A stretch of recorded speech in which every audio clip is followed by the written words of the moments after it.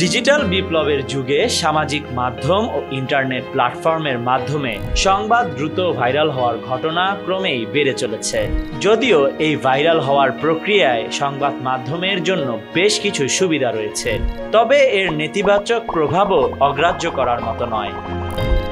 Viral হওয়া সংবাদ দ্রুত অনেকের কাছে পৌঁছে যায়। একটি গুরুত্বপূর্ণ প্রতিবেদন নিমিষেই লক্ষ লক্ষ মানুষের কাছে পৌঁছাতে পারে, যা সংবাদ মাধ্যমের দর্শক ও পাঠক সংখ্যা বাড়াতে সহায়তা করে। এর মাধ্যমে প্রতিষ্ঠানটির আয়ের সুযোগও বৃদ্ধি পায়।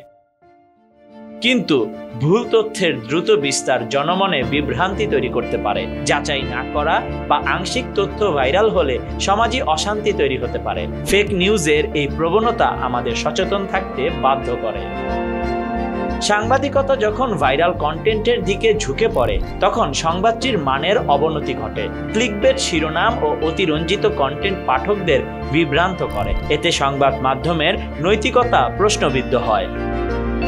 এদিকে সাম্প্রতিক এক ঘটনায় সামাজিক যোগাযোগ মাধ্যমে অপ্রীতিকর পরিস্থিতির মুখে পড়েছেন জনপ্রিয় অভিনেত্রী সাদিয়া আয়মান। তার অনুমতি ছাড়াই এক সাংবাদিকের গোপন ধারণ করা ভিডিও ফেসবুকে ছড়িয়ে পড়েছে। এই ভিডিওটি অভিনেত্রীকে বিব্রতকর অবস্থায় ফেলেছে। সংবাদ মাধ্যমের জন্য ভাইরাল কন্টেন্ট একটি শক্তিশালী হাতিয়ার হলেও নৈতিক মান বজায় রেখে তথ্যের বস্তুনিষ্ঠতা নিশ্চিত করা তাদের মূল দায়িত্ব। অন্যথায় ভুল তথ্য ছড়ানোর ঝুঁকি গণমাধ্যমের আস্থার সংকট তৈরি করতে পারে।